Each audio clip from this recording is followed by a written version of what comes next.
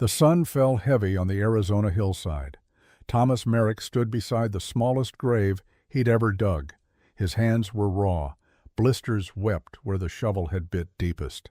But he felt nothing there. All the pain had moved inside to a place beneath his ribs where his daughter used to live. The coffin was pine. He'd built it himself 3 nights ago, working by lamplight, while the rest of the ranch slept. Each nail he drove felt like another betrayal. Lucy had been afraid of the dark. Now he was sealing her into an eternal night. Miguel stood 10 paces back. The foreman's weathered face carried its own grief. He'd taught Lucy to braid rope. She'd called him Tio Miguel, though no blood connected them. 6 vaqueros formed a silent line behind him. They'd removed their hats, heads bowed. These were men who knew how to honor the dead. Sean O'Halloran read from a worn Bible. The Irish cowboy's voice cracked on every 3rd word. He was drunk, probably, or trying not to be. Thomas couldn't tell anymore, couldn't bring himself to care. "Suffer the little children to come unto me," Sean read. His accent made the words sound like a song. "For of such is the kingdom of heaven." Thomas wanted to believe that, wanted to imagine Lucy somewhere bright and warm, laughing the way she used to laugh when he lifted her onto his shoulders. But belief was a luxury he'd lost somewhere between her first fever and her last breath. The memory came unbidden.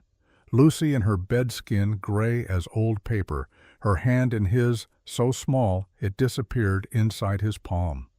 "Papa, I'm cold." Those were her last words. Not goodbye, not I love you. Just a simple complaint about the temperature, as if he could fix it, as if he could fix anything. He'd piled blankets on her, stoked the fire until the room became an oven. But the cold she felt wasn't the kind that blankets could touch. It came from inside, from the disease eating her alive while he watched helpless as a man watching the sun set. She died at dawn. He'd known it was coming, had felt the change in her breathing during the night. The way each inhale became a question her body struggled to answer. Then the silence, louder than any scream. Miguel moved forward now, closed the coffin lid. The sound split the air like a whip crack. Thomas flinched. Every man there saw it. None mentioned it. They lowered her into the earth with ropes. Thomas had wanted to do it himself, to carry her down into the darkness one last time. But Miguel had stopped him with a hand on his shoulder. Some burdens, the foreman's eyes said, weren't meant to be carried alone. When the first shovel of dirt hit the lid, Thomas turned away, couldn't watch, couldn't bear the finality of it. He walked back toward the ranch house, while the men filled in the hole behind him. The house waited like an accusation. Every room held her ghost. The kitchen where she'd spilled flour trying to help cook. The parlor where her drawings still covered one wall, crude sketches of horses and cacti, the sun always too large and yellow. The bedroom where she'd died. He stopped in the doorway of that room, couldn't make himself enter. Her bed was still unmade. The sheets he'd thrown into the fire trying to burn away the sickness. But her doll lay on the pillow. A rag thing she'd named Button because of its mismatched button eyes. Thomas crossed to the bed, picked up the doll. It still smelled like her, soap and childhood and something indefinably sweet. He pressed it to his face and felt the tears come at last. He'd thought he had no tears left, had cried himself dry over the past 4 days. But grief wasn't a well that emptied. It was a spring that never stopped flowing. A knock pulled him back. He shoved the doll into his pocket, wiped his face with rough hands. When he opened the front door, a stranger stood there. Not a complete stranger. Thomas recognized the collar. Padre Martinez from the Santa Fe mission. They'd met once years ago when Thomas first came to this valley. The priest looked older now.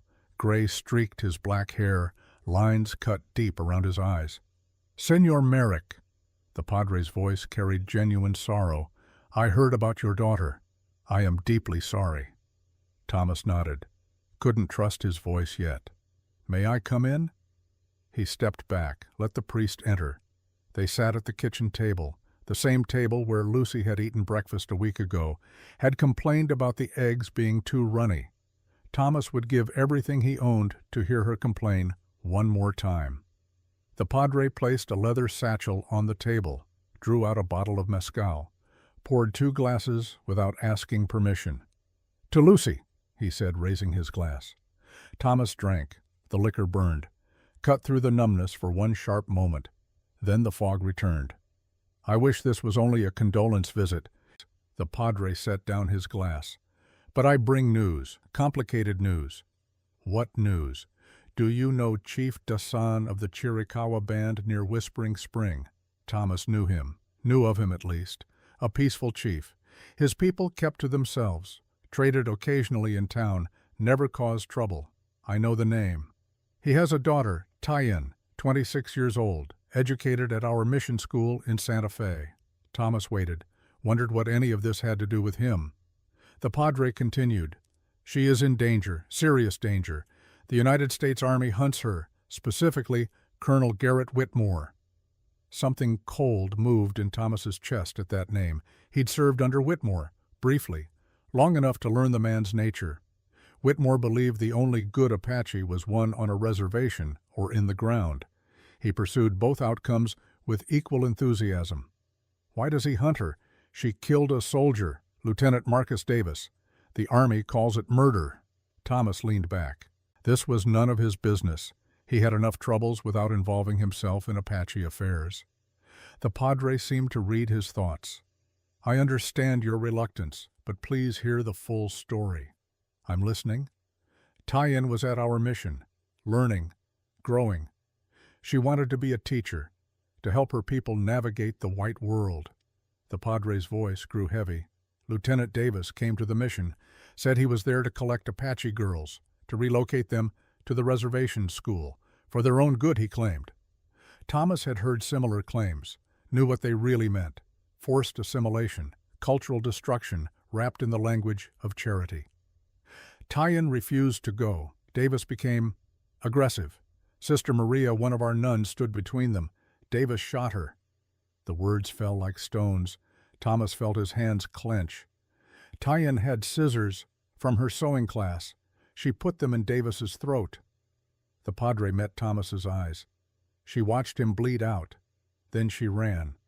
"Self-defense. You and I know that. The Army sees only a dead officer and an Apache killer." The padre refilled both glasses. "Whitmore was Davis's friend. He has made her capture a personal crusade." "What does this have to do with me?" "Chief Dasan sent her to me for protection, but Santa Fe isn't safe. Whitmore has men searching every mission, every church. She needs to disappear, become someone the Army cannot touch." Understanding came slowly. When it arrived, Thomas shook his head. "No. Hear my proposal first." "I don't need to hear it. Whatever you're about to suggest, the answer is no." The padre pressed on regardless. "Marriage. A paper marriage only. She lives here as your wife. The Army cannot easily move against a white man's wife. The scandal the community backlash it provides protection where law does not." Thomas stood, paced to the window. Outside he could see the men finishing at the grave, packing the earth down, making it permanent. "I just buried my daughter." "I know, and I would not ask this if there was any other way." "There has to be another way. Send her to Mexico. Whitmore will follow. He has influence across the border, and Apache are not safe in Mexico either. The rurales hunt them as sport." Thomas turned. "This is insane. I can't marry a stranger, an Apache stranger, a wanted killer." "Killer, yes, but in defense of her own life and in reaction to witnessing murder." The padre stood as well. "Senor Merrick, you were a scout. You know Apache people. You know they are human, capable of good and evil like any of us." That was the problem. Thomas did know them, had known them too well, had seen what happened when cavalry met Apache villages, had participated in things he still saw when he closed his eyes. Why me? Why not some other rancher, someone without... He gestured vaguely at the house, at the grave outside, at the wreckage of his life. Because Dasan asked for you specifically. He doesn't know me. He knows you were cavalry, knows you left the service, knows you built this ranch and employ both white and Mexican workers fairly. The padre stepped closer. He knows you are a man capable of seeing past skin color. Thomas laughed, a bitter sound. You don't know what I'm capable of. Perhaps not. But Dasan believes you are a good man, and right now his daughter needs a good man. What does he offer in return? Water rights to Whispering Spring. Thomas went still. The spring was legendary in this valley, fed by some deep aquifer that never ran dry. Even in drought years it flowed clear and cold. His own wells had been failing for months. Cattle were dying. Without water, the ranch would collapse by autumn. Permanent rights. As long as the marriage stands. And if I refuse, the padre spread his hands. Then I return to Santa Fe and tell Dasan his daughter must find another way. And you must find another source of water. And 15 families who depend on this ranch for their livelihood must find new employment. It was manipulation. Obvious manipulation. But that didn't make it less effective. Thomas returned to the table. Sat. Drank the rest of his mezcal. This would be a business arrangement. Nothing more. Completely. She would have her own room, her own space. I wouldn't... He couldn't finish the sentence. She understands. Dasan made the terms clear. Protection and paper only. How long? Until it is safe. Until Whitmore gives up or is reassigned. Could be months. Could be years. Thomas thought of Lucy, of the promise he'd made at her bedside, that he would protect people, would be better than he'd been in his cavalry days, would build instead of destroy. This wasn't what he'd imagined, but perhaps it was what was needed. When she arrives tomorrow, Dasan brings her himself, tomorrow, one day to prepare for a wife he didn't want, to empty Lucy's room, to explain to his men that their boss was marrying an Apache woman accused of murder. I want to meet her first, before any ceremony. Of course. And if I don't like what I see, the deal is off. Understood. They shook hands. The padre gathered his things and left. Thomas sat alone at the table as darkness filled the house. That night sleep was impossible. He moved through the rooms like a ghost haunting his own life. In Lucy's room he began to pack her things. Each item was a small death. Her hair ribbons, her Sunday dress still smelling of lavender, the wooden horse he'd carved while she was sick. She'd never played with it, had been too weak by the time he finished. He'd meant to place it in her coffin, some last gift for the journey, but he'd forgotten, or couldn't bear to part with it. Now it sat in his palm, smooth and small. Miguel found him there near midnight. The foreman stood in the doorway, said nothing, just waited. I'm doing something stupid, Thomas said. Probably. The padre was here, made me an offer. I heard men talk. And Miguel entered the room, sat on Lucy's bed. My mother was Apache, Mescalero band. She died when I was 9. Thomas looked up. In all the years Miguel had worked here, he'd never mentioned this. I didn't know. I pass as Mexican. It's easier, safer, but I remember her. Miguel's voice went soft. She taught me to read the land, to find water where others saw only dust, to respect what the earth gives. Why are you telling me this? Because if you marry this woman, she will be afraid, alone, in a world that wants her dead. Miguel met his eyes. Treat her as human, not as transaction, not as burden. That's all I ask. I don't know if I can. I don't know if I have anything left to give. You have more than you think, boss. Miguel stood, moved to the door, stopped. Lucy would want you to save someone. She had that kind of heart. After he left, Thomas continued packing. When he reached the fever-stained sheets, he carried them outside, built a small fire, watched them burn. It felt like a ritual, an ending, but also perhaps a beginning. Dawn broke cold and clear. Thomas hadn't slept. He stood on the porch, coffee in hand, watching the horizon. Somewhere out there, an Apache woman rode toward him, a stranger who would become his wife, a killer who needed protection, a person whose life now depended on his choice.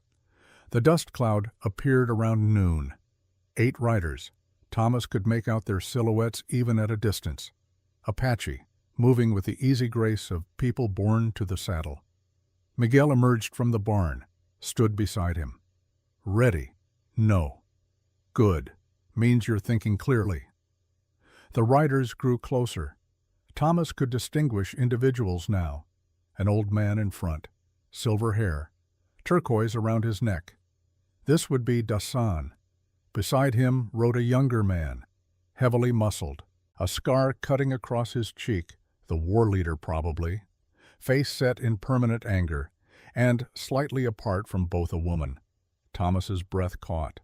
She rode like someone who'd been doing it since before she could walk. Back straight, hands light on the reins. She wore a dark blue dress, convent clothing, but Apache shell earrings caught the light, a small rebellion. Her face was composed, stern, beautiful in a way that had nothing to do with softness. This was beauty forged in fire, sharp and dangerous. They reached the ranch yard, dismounted. The old man stepped forward. "I am Dasan." His English was accented but clear. "You are Thomas Merrick, scout under Captain Reynolds, 1878 to 79. Thomas nodded, wondered how much Dasan knew about those years, about what Reynolds had ordered, about what Thomas had done. "I left that life behind." Men never leave war behind. They carry it. Dasan's eyes were sharp, reading him, measuring. But perhaps they can choose what they carry forward. The scarred man spoke, his voice rough as gravel. "This is mistake Dasan. He will betray her." "Kohana, enough." The woman's voice cut through, cold as winter water. "I chose this." She stepped forward, met Thomas's eyes. Hers were dark, intelligent, utterly without fear. "I am Tyen." "Thomas."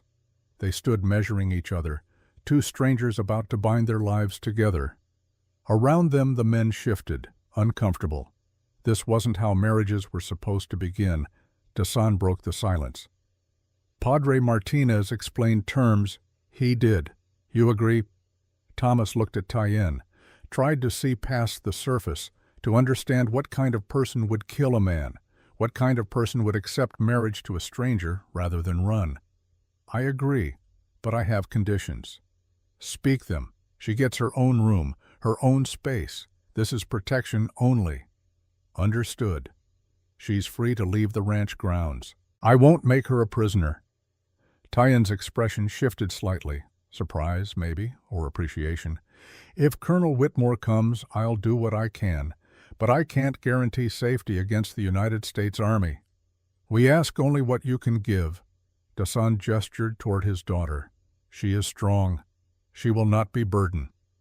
Thomas looked at Tyen again. "I just buried my daughter 4 days ago.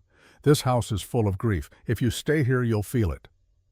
For the first time, something flickered in her eyes. Not pity, something harder, understanding, perhaps. "I have my own grief," she said. "We can carry them separately." Padre Martinez arrived an hour later. The ceremony was brief, brutal in its simplicity. No guests beyond those already present, no flowers, no music, just words spoken over two people who barely knew each other's names. Thomas took Tyen's hand when instructed. Her skin was cold, or his was. He couldn't tell. "Do you, Thomas Merrick, take this woman to be your lawfully wedded wife?" He thought of Lucy, of the promise he'd made, of the water his people needed, of the woman standing before him who'd killed to survive. "I do." "Do you, Tyen, take this man to be your lawfully wedded husband?" Her voice was steady, no hesitation. "I do." "Then by the power vested in me, I pronounce you husband and wife." No one suggested a kiss. They simply stepped apart. Tyen's eyes lingered on Thomas as he turned away. Something about his face struck her. The shape of his jaw, the way his shoulders carried weight that wasn't physical, the lines around his eyes that spoke of nightmares. She'd seen that face before, 5 years ago, Gila Bend. She'd been hiding in yucca shadows, 19 years old, and watching her world burn. A young soldier had knelt beside her mother's body, had tried to help, his hands shaking, his face twisted with horror when his captain ordered him away. This face, the same face. Recognition hit like a fist to the chest. She'd married the soldier who'd let her mother die, who'd followed orders instead of conscience, who'd ridden away while her mother bled out in the dust. The irony was bitter as poison, but she said nothing. Not yet. The secret settled in her chest like a stone, heavy, patient, waiting. The Apache delegation prepared to leave. Dasan approached his daughter, spoke in their language. Soft words Thomas couldn't understand. Tyen answered, her voice harder than her father's. An argument maybe, or a goodbye. Kohana came next, stood close to Thomas. His hand rested on his knife. I will know if you mistreat her. I will come. Understood. And if you betray her to Whitmore, I will cut your heart out while you watch. Thomas met his eyes. If I betray her, you'll have earned the right. Kohana studied him a long moment, then nodded, a fraction of respect appearing where only hostility had been. The riders mounted, began to leave, but Dasan turned back. Thomas Merrick, she killed soldier who tried to rape her. Army says she murdered him. Truth is, she defended herself. He paused. When Whitmore comes, and he will come, you must decide, her life or your peace. Then they were gone, dust rising in their wake. Thomas and Tyen stood in the yard, married, strangers, bound by necessity and law. Miguel approached, spoke to Tyen in Spanish. She answered in the same language, fluid and natural. They spoke for several minutes. Thomas caught enough to understand Miguel was offering help, explaining how things worked on the ranch, being kind in a way Thomas hadn't thought to be. Sean appeared with a carpet bag. Brought this from the bunkhouse boss, figured the lady would need a room. Thomas led Tyen inside. The house felt smaller with her in it, more crowded. He showed her to Lucy's room, had emptied it that morning. Nothing remained but furniture and blank walls. This is yours. She entered, looked around. Her eyes found the scratches on the doorframe, the growth chart Lucy had insisted on, names and dates marked in Thomas's careful hand. A child lived here. It wasn't a question. My daughter, she died.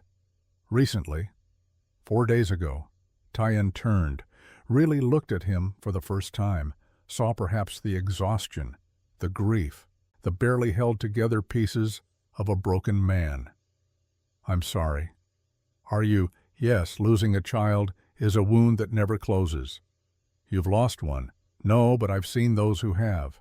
She moved to the window, looked out at the yard.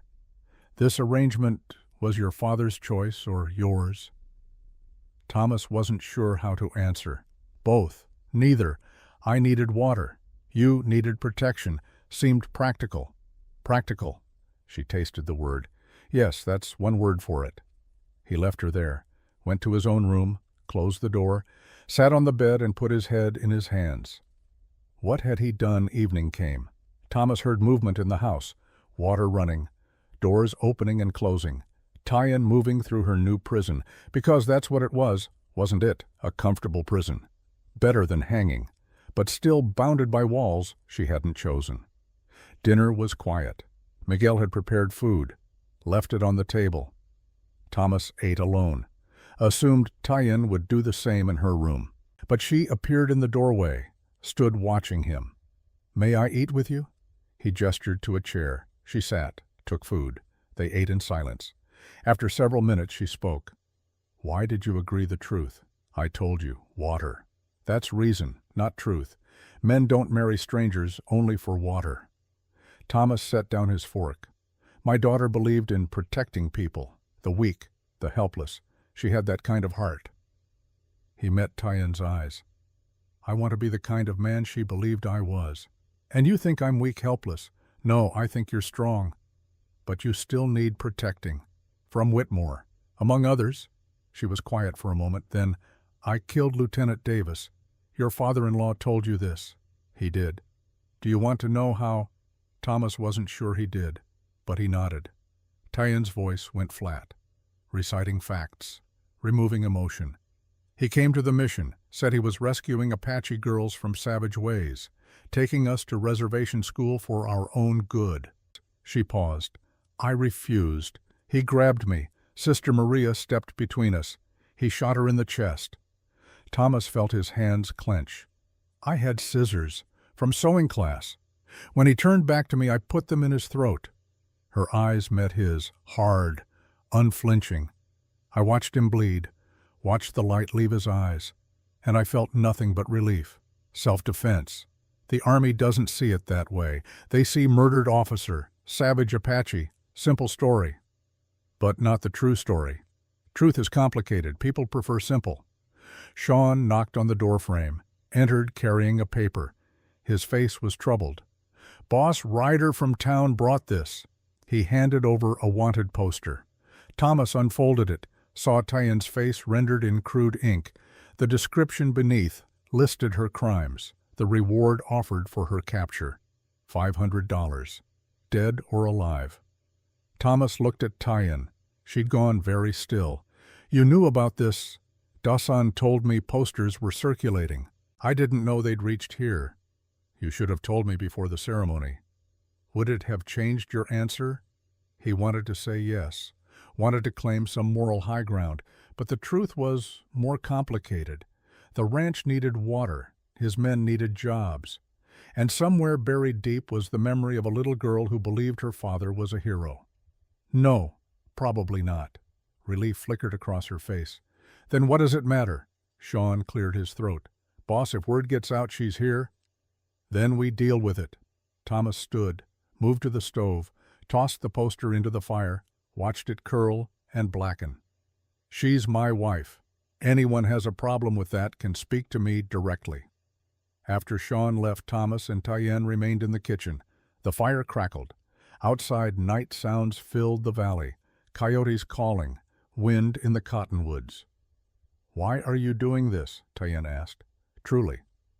Thomas thought about it. About Lucy. About the things he'd done as a scout. About the man he'd been versus the man he wanted to be. Because I've failed enough people. I don't want to fail another. She studied him. You think you failed your daughter. I know I did. Couldn't save her from disease. Couldn't even make her last days comfortable. That's not failure. That's being human. Feels the same. Tyen stood, moved to the doorway, paused there. I won't thank you. This is transaction, protection for water, but I will say this. She looked back. I won't make it harder than it needs to be. Neither will I.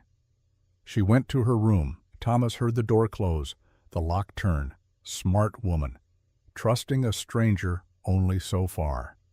He sat alone in the kitchen, pulled Lucy's wooden horse from his pocket, turned it over in his hands. I hope I'm doing the right thing, little bird, he whispered to the empty room. I hope you'd understand. The horse had no answer.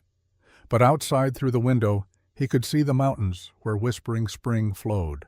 Water for his dying land, life for his struggling ranch. And in exchange, all he had to do was protect a woman who'd killed to survive. It seemed in some strange way like the least he could do, like the smallest step toward becoming the man his daughter had believed him to be. Thomas went to bed that night in a house that held two kinds of grief, his own fresh and raw, and Tyen's older but no less deep. They were strangers bound by law and necessity, two wounded people who'd agreed to share space without sharing anything that mattered. He didn't sleep, didn't expect to, just lay in the dark listening to the house settle, wondering what morning would bring, what Whitmore would do when he discovered where Tyen had gone, what it would cost to keep this fragile agreement intact. But for now, for tonight, he'd made a choice, had offered protection to someone who needed it, had done something Lucy would have approved of. It would have to be enough. In the room down the hall, Tyen sat by her window, looked out at the stars, touched the rosary she wore hidden beneath her dress. Sister Maria's rosary, taken from the nun's body after Davis had shot her. She prayed, not for forgiveness, not for salvation, just for the strength to survive one more day in a world that wanted her dead. And in the space between their separate griefs, something new began to take shape. Not love, not even friendship, but perhaps the first thread of understanding that they were both people trying to outrun their pasts, both people who'd killed and been killed by circumstances beyond their control, both people looking for something they'd lost. For Thomas, it was innocence, the belief that he could protect those he loved. For Tyan, it was freedom, the right to exist without apology or explanation. Neither knew if they'd find what they sought, but they'd taken the first step on a path neither had planned to walk. And sometimes that was all survival required. One step, one choice, one stranger willing to take a risk on another stranger. The marriage was business. The danger was real. And somewhere between the two, a fragile thread neither had asked for began to pull taut. Outside, the desert night stretched vast and indifferent. Coyotes sang to the moon. Wind carried dust across empty places. And in the distance, too far to see, but close enough to feel, Colonel Garrett Whitmore sat in his tent, planning his next move. The hunt wasn't over. It had barely begun. But for one night in a ranch house in the Gila Valley, two people who'd had everything taken from them found something small and unexpected. Not peace, not happiness, just the temporary absence of immediate danger. And in a world as hard as theirs, that was a kind of miracle all its own. The first week passed in careful silence. Thomas and Tyan moved through the house like ghosts occupying separate planes. They shared space but little else. Meals were eaten in quiet, conversations limited to necessities. Where is the salt? The well needs checking. Good night. But the ranch had rhythms that forced proximity, work that demanded cooperation, and slowly, without either intending it, the distance between them began to narrow. Tyan refused help at first, would carry water from the spring herself, 2 miles each way, 4 trips a day. Miguel offered to send a man with a wagon. She'd looked at him with such fierce pride that he'd stepped back, hands raised. "As you wish, Señora." She'd softened slightly.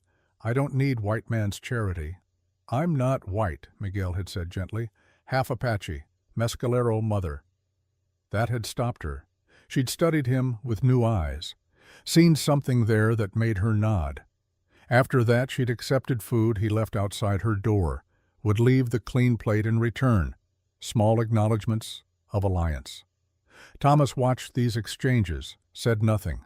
But he noticed the way she tested them all, pushed boundaries to see who respected them, who could be trusted, and who merely tolerated her presence. Sean learned quickly. Had tried to help her mend a fence the 3rd day. She'd turned on him, eyes blazing. "I don't need your help." He'd backed off. But Thomas had seen the hurt in the Irishman's face, the confusion. Sean was trying to be kind, couldn't understand why kindness was being rejected. Later, Thomas had found him in the barn. "Don't take it personal." "Hard not to, boss. Just trying to be decent." "She doesn't know decent yet, only knows survival." Thomas had paused. "Give her time. Let her come to you." It was good advice. Whether he could follow it himself remained to be seen.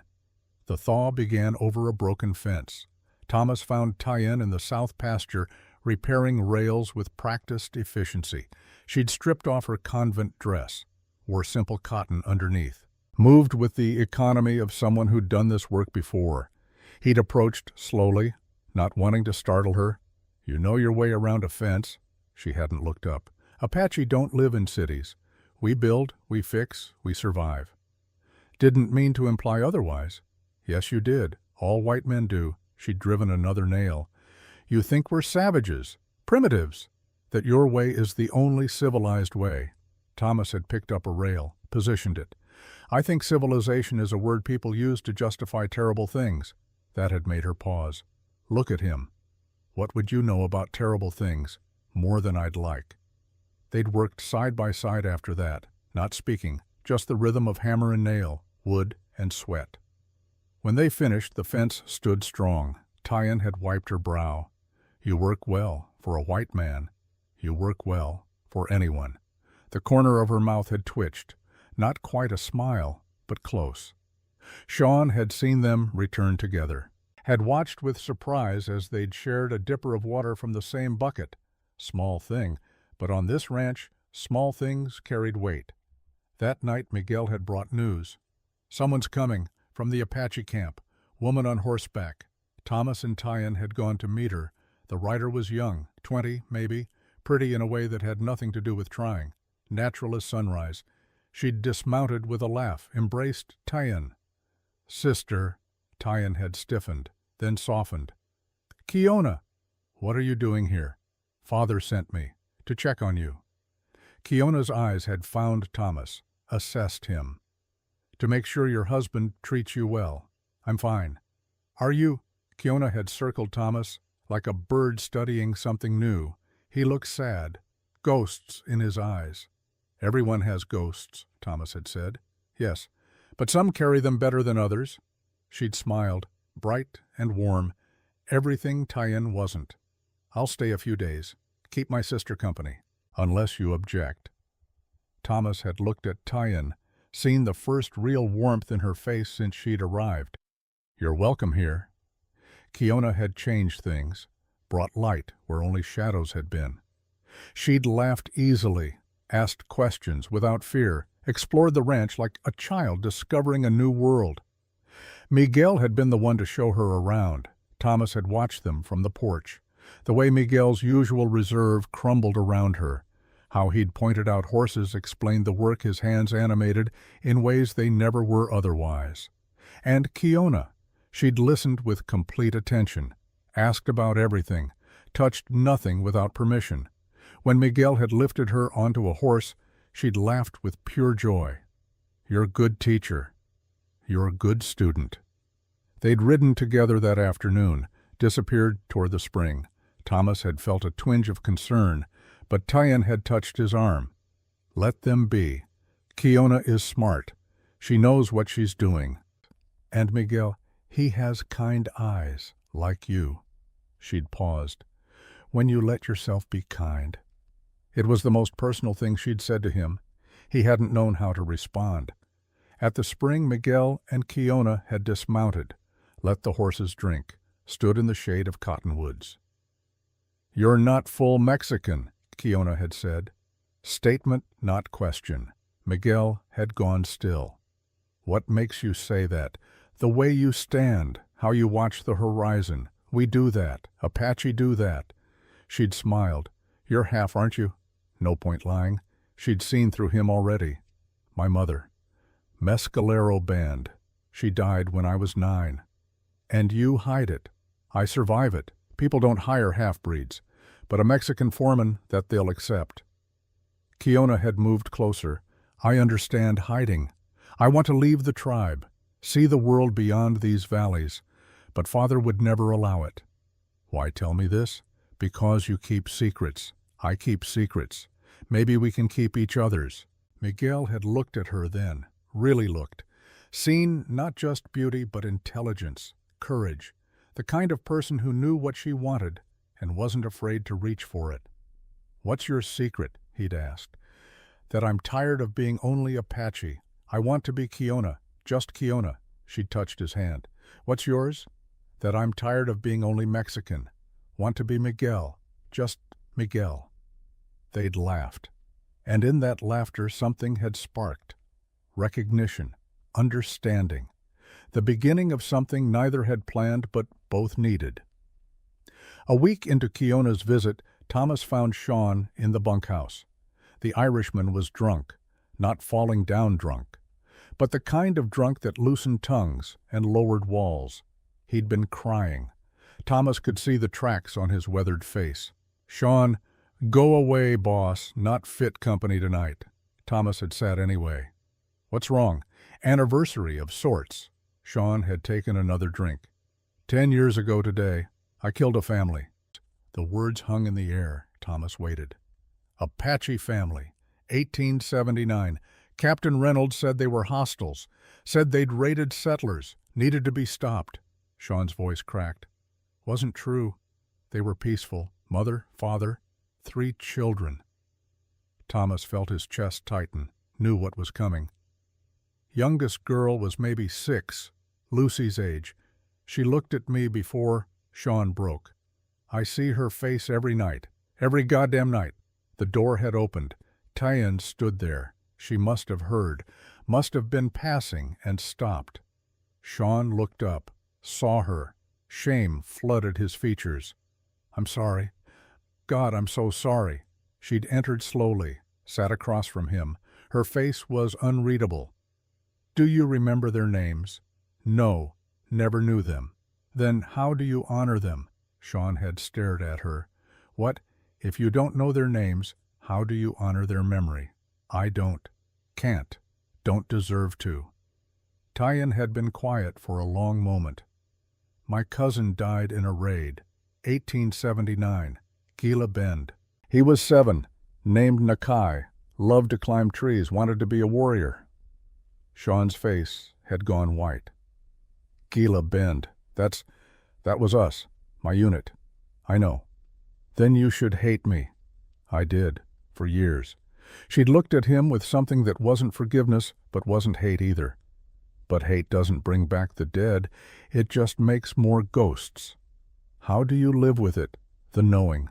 I remember. I speak their names. I make sure they're not forgotten." She'd stood. "You can't bring them back, Sean O'Halloran, but you can remember them. That's the only honor you can give." After she'd left, Sean had looked at Thomas. "You were there too, at Gila Bend." It wasn't a question. "Yes." "You tried to stop it, I remember. You argued with Reynolds, said it was wrong." "I argued. Then I followed orders anyway." Thomas's voice was hollow. 17 people died. I helped kill them."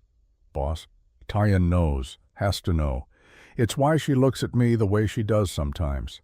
Like she's trying to decide if I'm worth the space I take up." Sean had wiped his face. "What did Reynolds tell you about the camp?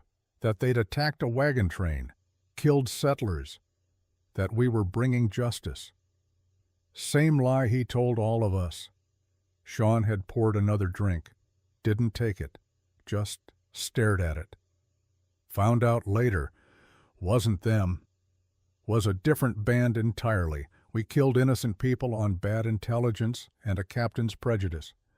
Thomas had stood, moved to the window, could see Tyann's light in her room. "Does she know you were there?" Seems to know everything." Sean had finally drunk. "How do we live with this, boss?" "We don't. We just keep moving. Hope the ghosts get tired of following." But Thomas knew his ghosts would never tire, knew they'd follow him to the grave and probably beyond. The next day, Tyann had found him fixing a saddle, had approached with the careful neutrality she used when something important needed saying. "Sean told me something last night, after he sobered up." Thomas kept his hands busy, didn't look at her. "What did he say?" "That you were at Gila Bend, the raid, 1879. His hands stilled. "Yes." "Why didn't you tell me? Would it have mattered? Changed anything?" "I don't know. Maybe." She'd moved closer. "Tell me what happened." So he did. Told her about Reynolds, about being a scout, about how the captain had used his intelligence to target camps, how Thomas had believed at first that they were stopping raids, protecting settlers. "When did you realize you were wrong?" "Gila Bend.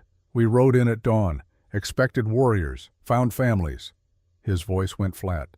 "Children, elders, people sleeping. Reynolds ordered the attack anyway." "And you followed orders?" "I refused, at first. He threatened court-martial, execution for cowardice." Thomas finally looked at her. "I followed orders. 17 people died. Your cousin among them." Tyann's face was stone. "Did you kill him, Nakai?" "I don't know. The fighting was... I fired my rifle. Don't know where the bullets went. Could have been him. Could have been someone else's child." "But you were there, part of it." "Yes." She'd been quiet for a long time, just stood there processing. Thomas waited for the anger, the disgust, the demand that he annul the marriage and send her away. Instead, she'd asked, "Why did you leave the army?" "Because I couldn't do it again. Couldn't follow more orders that turned me into something I hated." "So you came here, built a ranch, Tried to be better. Tried. Not sure I succeeded. You married me, protected me. That's something. It's not enough. Doesn't balance the scales. Tyan had reached out, stopped just short of touching him. Nothing balances those scales. The dead stay dead, the ghosts stay ghosts. She'd pulled her hand back. But we can choose what we do next. That's all we have. Can you live here knowing what I was, what I did?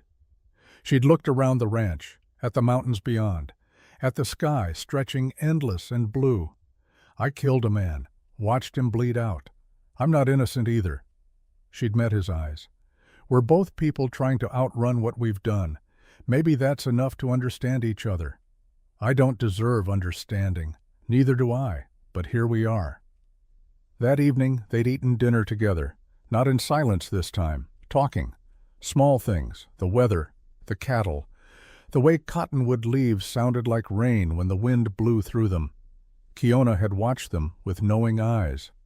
Your softening sister. I'm being practical. Hard to live with someone if you hate them. Is that what you're doing? Being practical. Tyan hadn't answered, but Thomas had seen the way she'd glanced at him when she thought he wasn't looking. Something in her face that hadn't been there before. Not forgiveness, not yet. But maybe the beginning of it. The cavalry arrived on a Tuesday. 30 men in blue coats, horses, raising dust that could be seen for miles.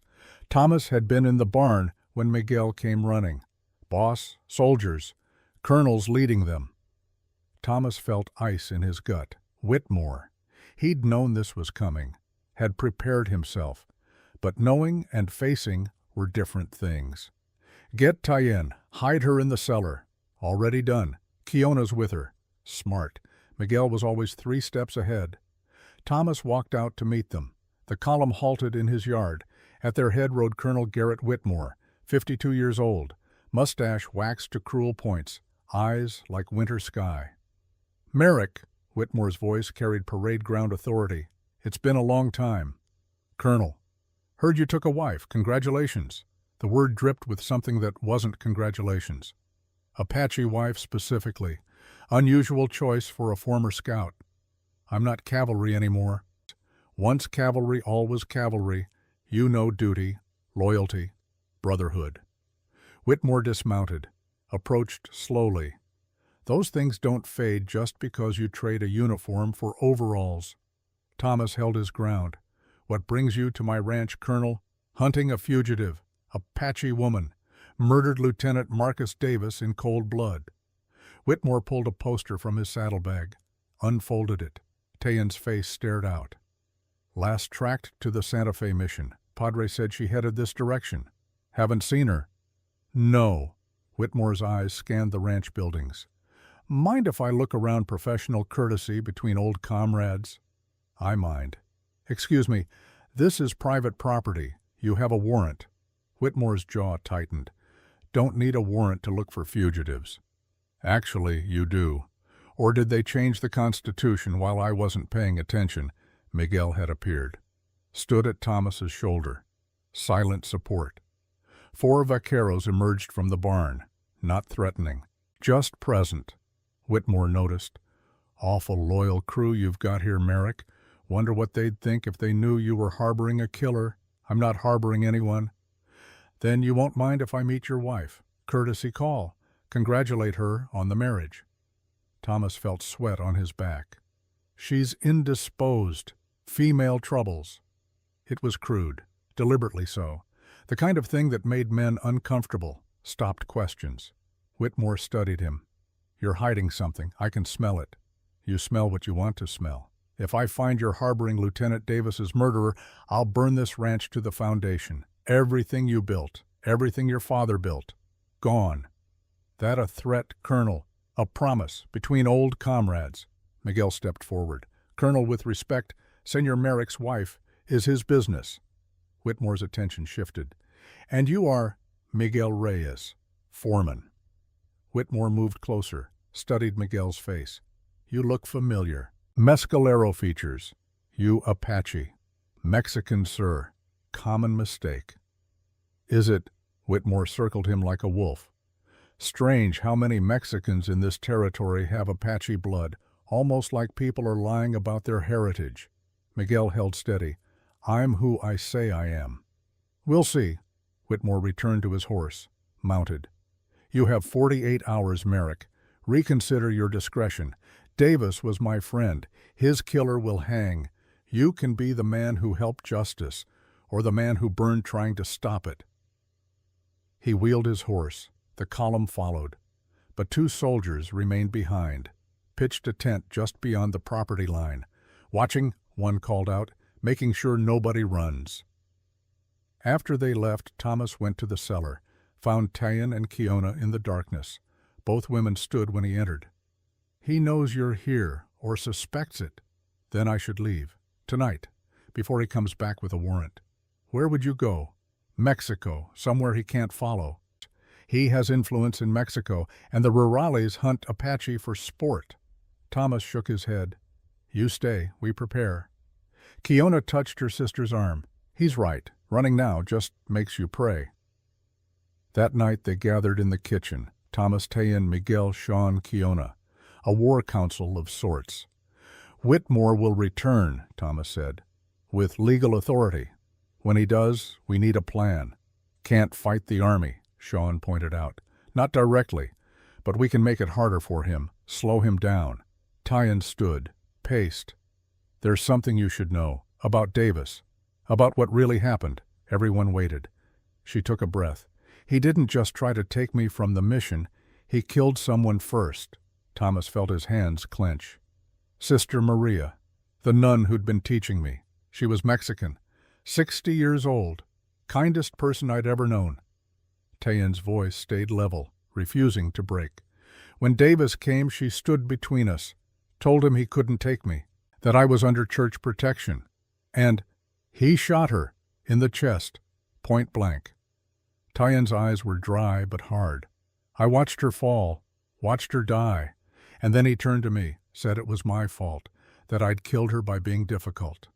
Miguel crossed himself. Sean muttered something in Gaelic. Thomas asked, The scissors were on the table from our sewing lesson. I grabbed them when he reached for me, put them in his throat. Watched him bleed the same way Sister Maria had bled. She looked at Thomas. I'm not sorry I killed him, only sorry I couldn't save her. The weight of it settled over the room. The army knows about Sister Maria, Thomas asked. If they do, they don't care. She was Mexican. I'm Apache. Davis was an officer. That's all that matters. Truth matters. Does it? In your experience, does truth actually matter when it contradicts what powerful people want to believe?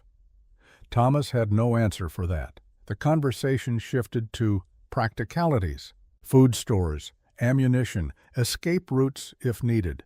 They were still planning when a commotion outside made them freeze. Gunshots, shouting, a woman's scream. They'd rushed out to find chaos. Jesse Whitmore, the colonel's younger brother, led 6 vigilantes. They had Miguel and Kiona, had caught them at the spring. Now they'd dragged them back to the ranch hands bound. Jesse was 30, mean in the way of men who'd never been checked. He held a rope around Miguel's neck. Well, well, caught us a Mexican and his Apache whore. Miguel's face was bloody. They'd beaten him. Kiona had a split lip, tears on her face but fury in her eyes.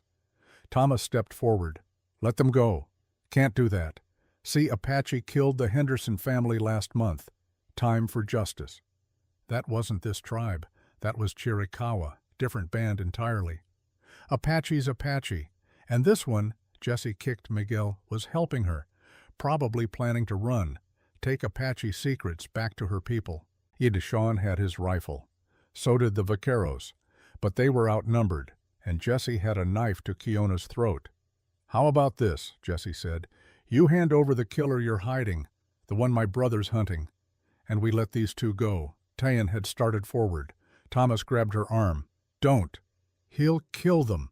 He'll kill you, Jesse laughed. Smart man. See, we know she's here. Everyone knows. Little Apache bride. Figured we'd smoke her out. I'm not Apache, a new voice said. Everyone turned. A woman stood in the ranch house doorway. Dark hair, dark eyes. wearing Tyenne's convent dress. It took Thomas a moment to realize it wasn't Tyen. The build was wrong, the face different. Kiona gasped. Imala! The woman was Imala, Kohana's wife. She must have come while they were inside, must have heard everything. Now she stood offering herself as decoy. Jesse hesitated. You the killer. I'm Apache. That's all you care about, isn't it? While Jesse was distracted, Thomas moved. So did Sean. So did the vaqueros. They'd fought together long enough to know each other's rhythms. Thomas shot the rope from Jesse's hand. Sean tackled the man holding Kiona. Miguel even bound, threw himself backward into his captor. The vaqueros opened fire. It wasn't clean, wasn't heroic, was desperate and messy and terrifying. But when the smoke cleared, the vigilantes were running. Jesse was on the ground, shot in the shoulder. Not fatal. But he wouldn't be using that arm for a while. Thomas stood over him. Tell your brother, tell him I shot you. Tell him to come himself next time instead of sending cowards. They'd carried the wounded inside. Miguel's ribs were cracked. Sean had taken a knife to the leg. One of the vaqueros, Juan, had a bullet graze, but they were alive. Tyen treated the wounds. Kiona helped. Imala sat with Kohana's sister, who'd appeared with 2 more warriors. The Apache had been watching, protecting their own. Miguel regained consciousness as Tyen wrapped his ribs. Kiona was holding his hand. He looked up at her, then at Thomas. Everyone knows now that I'm half Apache. Thomas sat beside the bed. I always knew. You did. Why do you think I hired you? Needed someone who understood both worlds. He paused. Your blood doesn't matter to me. Your work does. Your loyalty does. You've proven both. Miguel's eyes welled. Thank you, boss. Thank me by healing up. We're going to need everyone for what comes next. Kiona leaned down, kissed Miguel's forehead. Rest now. I'll stay with you. Tyen and Thomas stepped outside. Dawn was breaking, pink and gold across the mountains. Imala risked herself for me, Tyen said. Your people protect their own. She's not my people. She's Kohana's wife. We're barely related. Maybe that's what people means. Not blood, but choice. Thomas looked at her. You've been choosing us, little by little, since you arrived. Have I? The fence, the dinner conversations, the way you treated Sean after his confession. He paused. The way you're standing here instead of running. Tyen was quiet for a moment. Then I can't forgive you for Gila Bend. That's not mine to give. The dead can't forgive. I know. But I can try to see you as more than the soldier you were, can try to see the man you're becoming. That's more than I deserve. Probably. But it's what I choose to give. She'd started to turn away. Thomas caught her hand. She froze. Looked at their joined hands. Didn't pull away. When Whitmore comes back, and he will, it's going to get worse. I know. You could still run. I could help you. Get you across the border somewhere safe. There is no somewhere safe. Not for women like me. She met his eyes. Besides, I'm tired of running. Tired of being only what others make me. Victim, killer, Apache, savage. What do you want to be? Tyen. Just Tyen. A woman who made hard choices, who did what she had to do, who deserves to live without apology. You do deserve that. Then help me have it. Help me stand my ground. Thomas squeezed her hand. I will, whatever it costs. They stood there as the sun rose. 2 people who'd been strangers a month ago, who'd married out of necessity, who were becoming something neither had planned. Not lovers, not quite friends, but allies, partners in survival. Inside, Miguel and Kiona were falling asleep, her head on his shoulder. Sean was getting his leg stitched by Imala, flirting in broken Spanish. The vaqueros were checking weapons, preparing for the next fight. The ranch had become more than a ranch, had become a fortress, a sanctuary, a place where people who didn't fit anywhere else had found a way to fit together. But outside, beyond the property line, Whitmore's men watched. And in town, the colonel was getting a warrant, gathering more troops. preparing for a reckoning that would test every alliance, every choice, every fragile thread of trust they'd woven. The peace wouldn't last. They all knew it. But for now, for this morning, they had each other, had chosen to stand together against what was coming. And sometimes, in a world as hard as theirs, that was all you could ask for. Not safety, not certainty, just the knowledge that when the darkness came, you wouldn't face it alone. Tyen looked at Thomas, really looked, saw the ghosts he carried, the guilt, the desperate need to be better than he'd been. "Your daughter," she said quietly. "Lucy, she would be proud of you."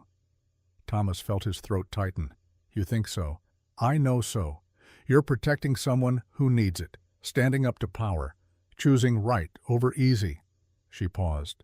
"That's what good fathers teach their daughters, to do the same." It was the kindest thing anyone had said to him since Lucy died, maybe the kindest thing anyone had ever said. "Thank you." "Don't thank me yet. War's coming, and when it does, I need to know you'll still stand with me, even when it gets hard, even when it costs everything."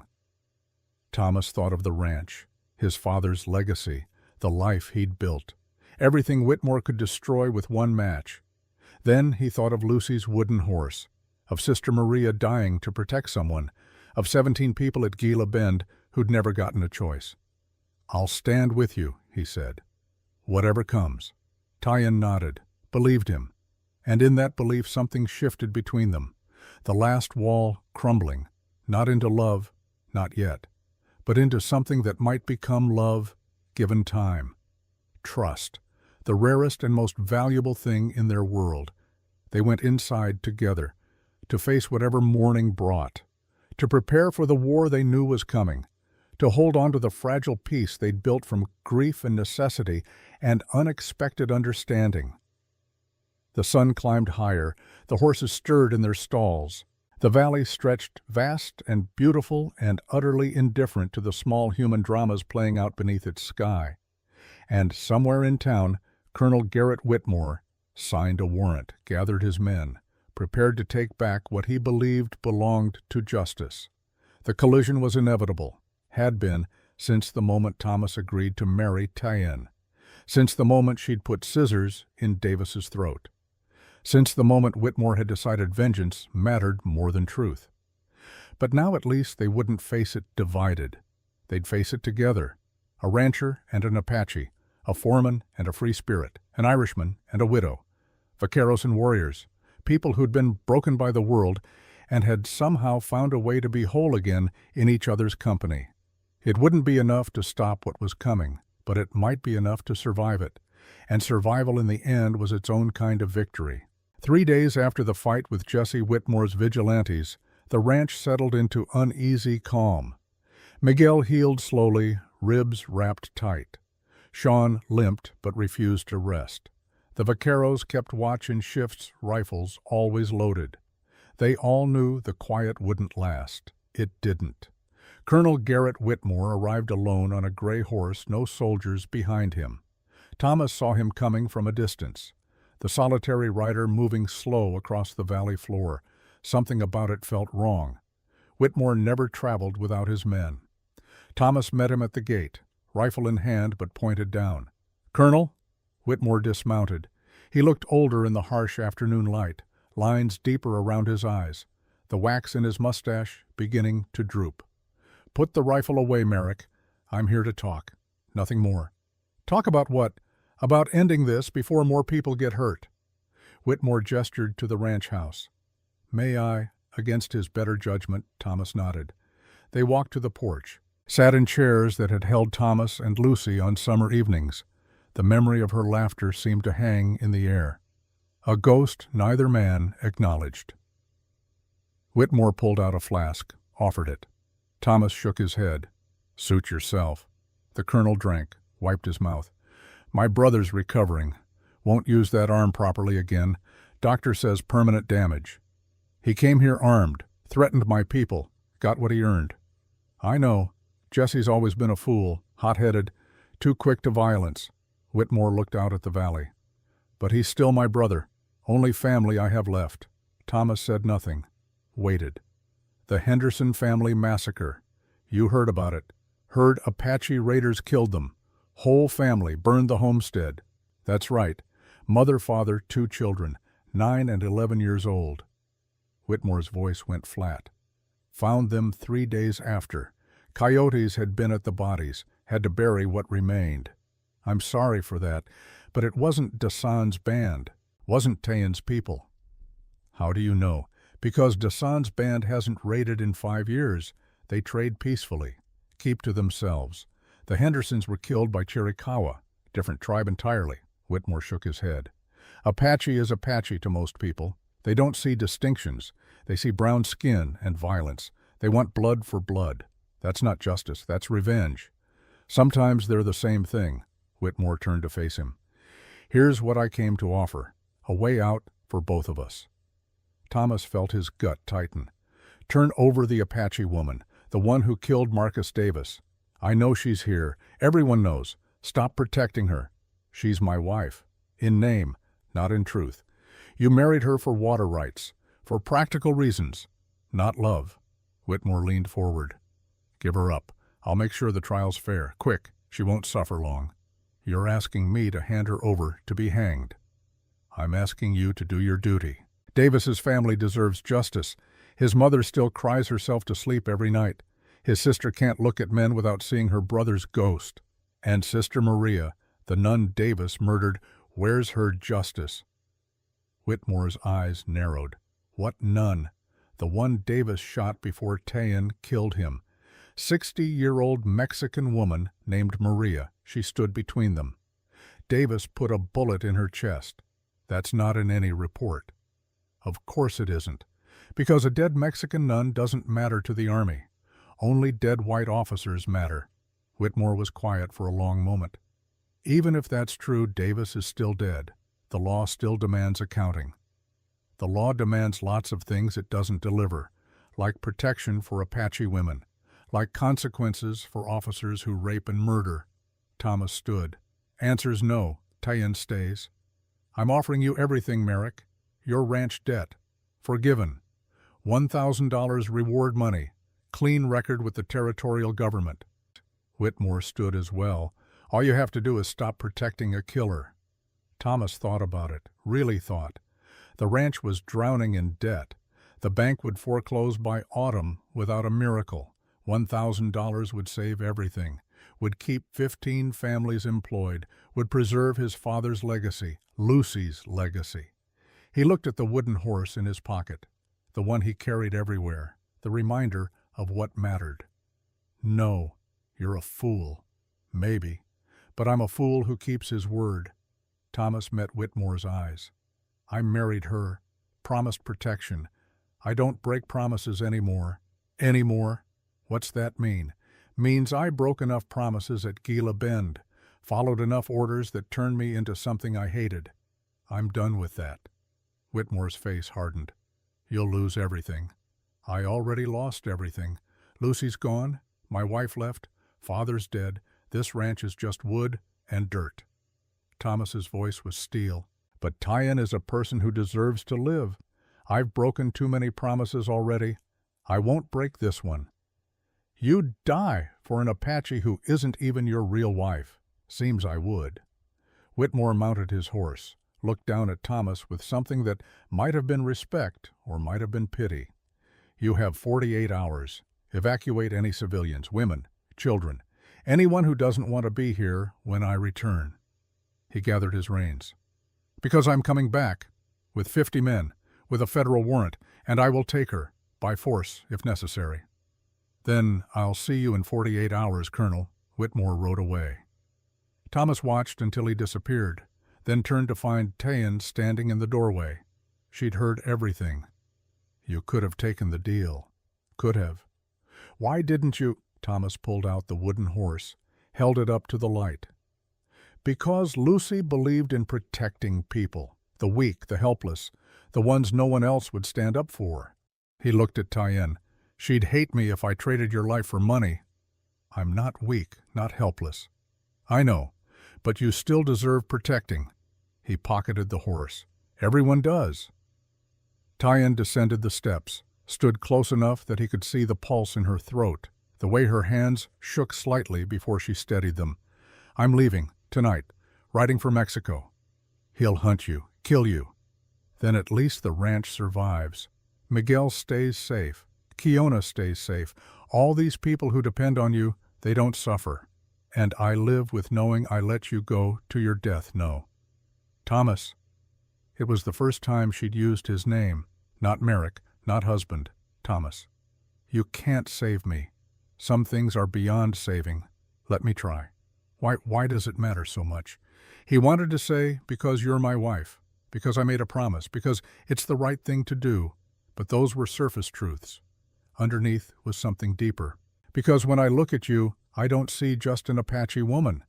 I see someone fighting to survive in a world that wants to break her. I see courage, strength, someone who refuses to apologize for existing. He paused. I see what Lucy might have become, if she'd lived, if the world hadn't taken her. Tyen's eyes glistened. "You can't replace her with me." "I'm not trying to. I'm just trying to save one person, after failing to save the one who mattered most." They stood in the dying light, two people who'd started as strangers, who'd been thrown together by necessity, who were becoming something neither had planned. "If we do this," Tyen said quietly, "if we stand against Whitmore, people will die. Your people. Maybe Miguel, maybe Sean. Blood will be on our hands." "I know. Can you live with that? Can you?" She didn't answer right away, just looked out at the valley, at the mountains where her people lived, at the ranch that had become something like home. "Tell me about Lucy, really tell me. Not just that she died. Who was she?" They sat on the porch steps, the same steps where Lucy used to sit and watch clouds. Thomas talked, let the memories flow. She was light, just pure light, always laughing, even when things were hard. His voice softened. Loved horses, wanted to be a vaquero when she grew up, used to practice roping fence posts. "Did she know you were cavalry? What you'd done?" "No, she was too young. I never told her." He paused. "But I think she sensed the shadows, used to crawl into my lap when the nightmares came, would put her small hand on my face and say, 'Papa, the bad dreams can't hurt you. I'm here.'" Tyen was quiet. Then, when she got sick, what did she say? Thomas felt his throat close. "She held my hand, weak as paper, and she said, 'Don't be sad, Papa. I'll wait for you in the stars.'" He broke. "I told her I loved her, that she was the best thing I'd ever done, and then she was gone." Tyen took his hand, the first truly intimate touch between them. Her fingers laced through his. She was lucky to have a father who loved that much. "I failed her." "No, you loved her. That's never failure." She squeezed his hand. "And she's right. The bad dreams can't hurt you, not when you face them." Thomas looked at their joined hands. "I'm afraid of losing someone else. I'm afraid of being the reason you lose everything." "Then we're both afraid. But we don't have to be afraid alone." She turned to him. Her face was close, eyes searching his, looking for something. Truth, maybe, or courage, or just permission. He didn't know who moved first. Maybe both of them. Maybe neither. But suddenly they were kissing. It wasn't gentle, wasn't romantic, was desperate and necessary and real. They broke apart, breathing hard. "That was stupid," Tyen finished. "Complicated, dangerous, all of those. Do you regret it?" Thomas touched her face, traced the line of her jaw. "No, do you? Ask me tomorrow, after we're still alive." They went inside, found Miguel and Kiona in the kitchen. Sean was there too. Imala had arrived with news. Kohana was coming, with 8 warriors, Apache support for the coming fight. "He doesn't have to do this," Thomas said. "This isn't Apache business." Imala's eyes were fierce. "You married Tyen. That makes you family. Family protects family. Even white family. Even family that doesn't know it's family yet." That night they prepared, checked ammunition, reinforced doors and windows, made plans for evacuation routes if things went wrong. the ranch transformed into a fortress. Near midnight, Kohana arrived. The war leader dismounted with 7 warriors behind him. His face was grim. Thomas met him in the yard. "You came. Tayen is blood. That makes this our fight." Kohana paused. "But there's something I must tell you first, before we fight together." "What?" "I killed your brother. Fort Verde, 1876. Ambush in the canyon." The words hit like bullets. Thomas went still. "My brother Jonathan, I didn't know his name, just that he was cavalry. Young, maybe 20. Kohana's voice was steady. "I cut his throat, watched him die, took his rifle as trophy." Thomas felt rage rise, hot and immediate. His hand went to his gun. Kohana didn't flinch. "If you need to kill me, I understand, but do it after Whitmore is dealt with. Tayen needs every warrior." They stood there, 2 men bound by violence, by the endless cycle of revenge that defined the territory. Jonathan had been Thomas's only brother, 3 years younger, died in the same war that had broken Thomas. "Why tell me this now?" "Because if we die tomorrow, you deserve to know who you died beside." Kohana met his eyes. "We're both killers, Thomas Merrick, both people with blood on our hands. The question is whether we let that blood drown us or wash us clean." Thomas thought of Gila Bend, of 17 people dead, of Tayen killing Davis, of Sister Maria shot while trying to protect, of the endless circle of violence that never seemed to end. "Clean," he said finally. "Let it wash us clean." Kohana nodded, extended his hand. Thomas took it. "Your brother fought well, died with honor. I've told myself that for years." "Did he?" "No. He died afraid, begging for life." Kohana's voice was harsh, "but I thought the lie might help. Truth helps more." They went inside, made final plans. 17 fighters total against Whitmore's 50. Bad odds, but not impossible. Sean spoke up. "If we're confessing sins, I should mention I'm not exactly sober material." "We know," Miguel said dryly, "and I'm a coward. Ran from more fights than I've stood for."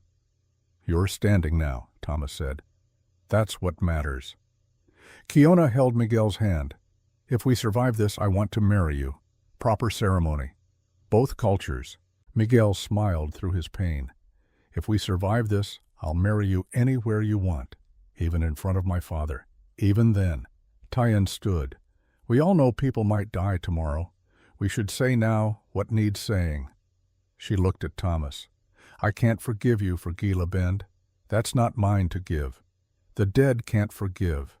But I can forgive you for being human, for making terrible choices when terrible choices were all you had." Thomas felt something break inside. "Thank you." "Don't thank me yet. Just don't die tomorrow. I'm tired of losing people."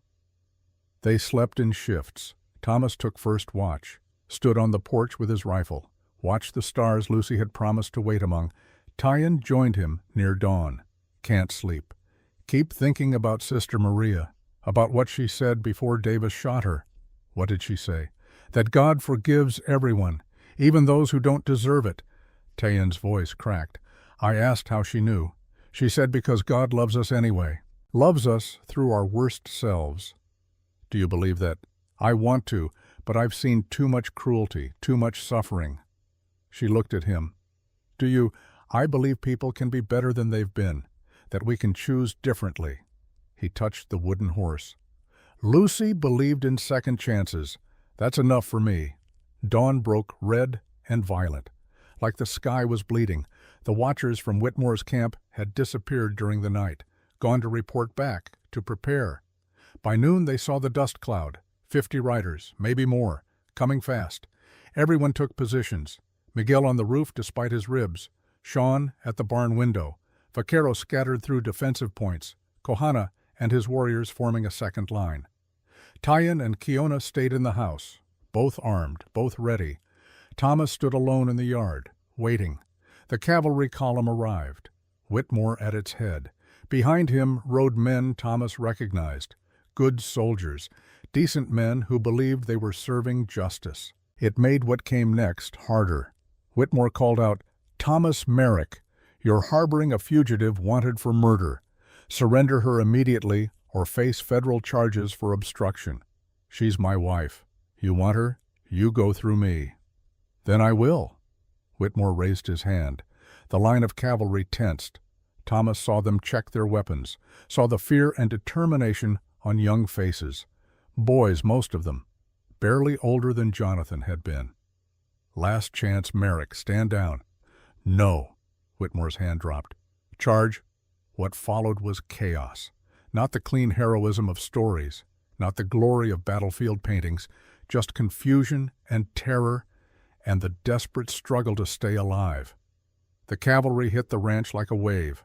Thomas fired, saw a soldier fall, felt sick even as he levered another round. Sean's rifle cracked from the barn, Miguel's from the roof. The vaqueros poured fire into the charging line. Kohana's warriors met them with carbines and arrows, fighting with the skill of men who'd been doing this their whole lives. 3 soldiers fell in the first 30 seconds, but there were so many, they kept coming, overwhelming through numbers. A soldier made it to the porch. Thomas met him with his rifle butt. They grappled. Fell. The soldier was young, 18 maybe, terrified.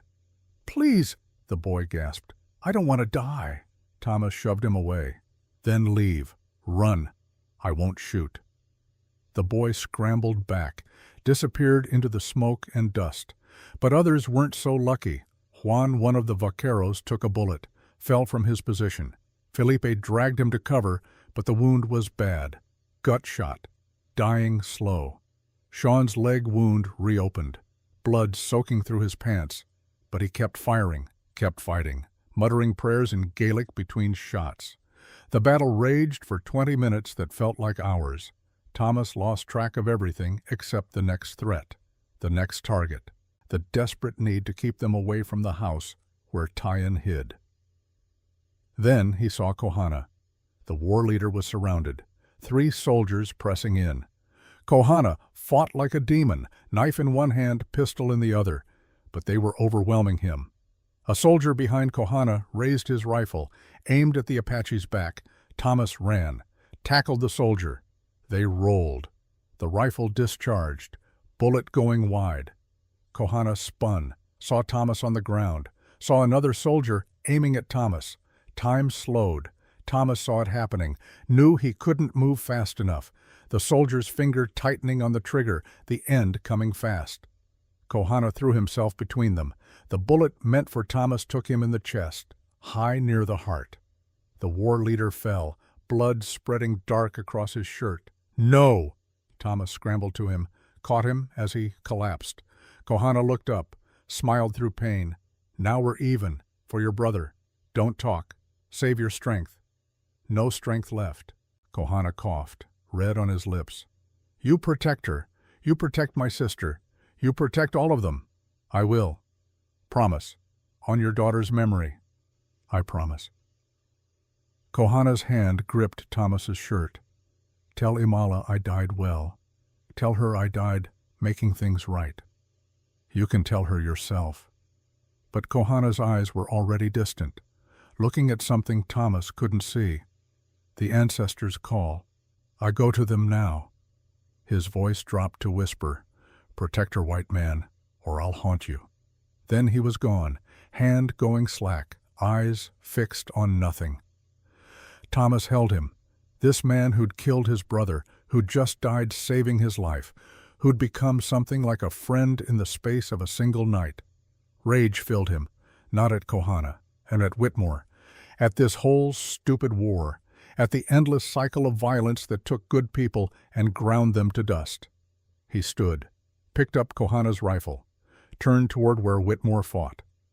The colonel saw him coming, saw the death in Thomas's eyes, raised his own weapon. They fired simultaneously. Thomas felt the bullet graze his shoulder. Burning pain, but his shot was true. Took Whitmore in the leg. The colonel fell from his horse. Thomas strode forward. Soldiers scattered. They'd seen enough. Seen their commander fall. Seen Apache and white fighting together. Seen blood that accomplished nothing. Thomas stood over Whitmore, aimed the rifle at his head. "Do it!" Whitmore gasped. "Finish it!" Thomas's finger tightened on the trigger.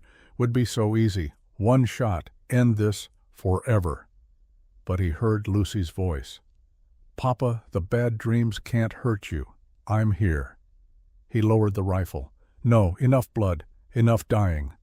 He turned to the remaining soldiers. "It's over. Your colonel's down. You've done your duty. Now leave before more people die for nothing." The soldiers looked at each other, at their wounded, and at Whitmore bleeding in the dirt, at the Apache and white defenders standing together. One by one they lowered their weapons. The ranking sergeant dismounted, approached cautiously. "Sir, we need to get the colonel medical attention." "Take him. Take your wounded. Leave." "What about the fugitive?" "What fugitive? I don't see anyone here but my wife and my workers." The sergeant looked at the house, at Tyen now standing in the doorway, at the devastation around them, at Kohana's body. "Understood, sir." They gathered their wounded, lifted Whitmore onto a horse. The colonel was conscious, but fading. "This isn't over," he managed. "Yes, it is," Thomas said. "It's been over. You just couldn't see it."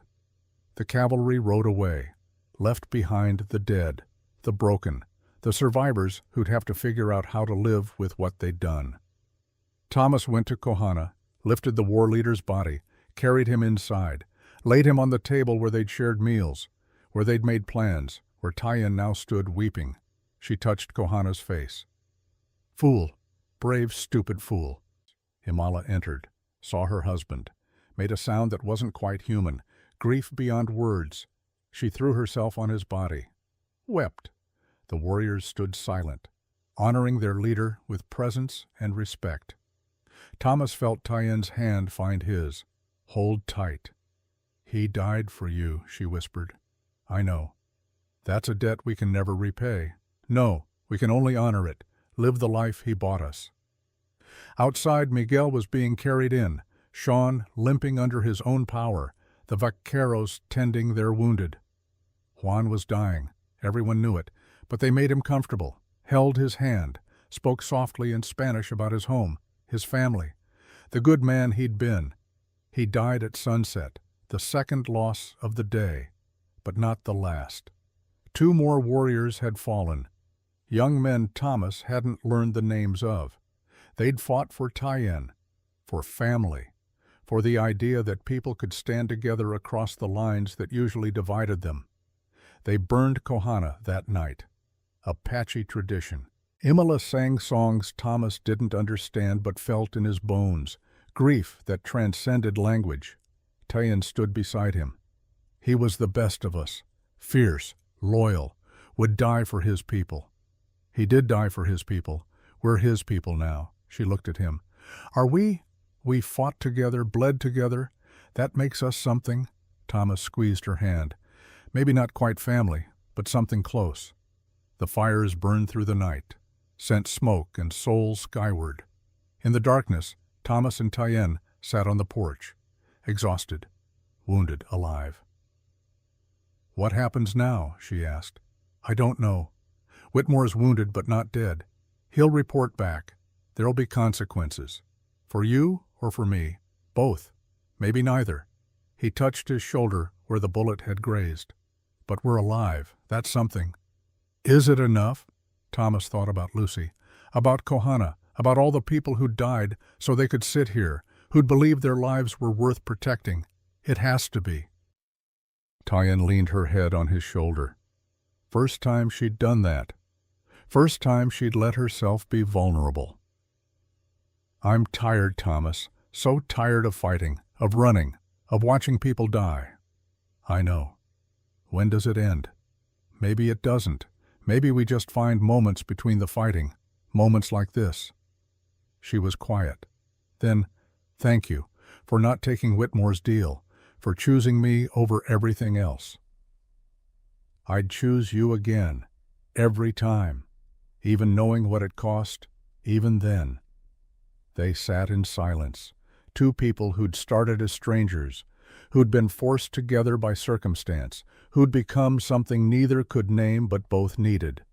Morning would bring new challenges, new decisions, new consequences for the choices they'd made, but for now, for tonight, they had each other, had survived another day, had honored the dead by staying alive. And in a world as hard as theirs, that was all anyone could ask: to live, to fight, to choose love over hate, even when it cost everything, especially then. The federal judge arrived 2 weeks after the battle.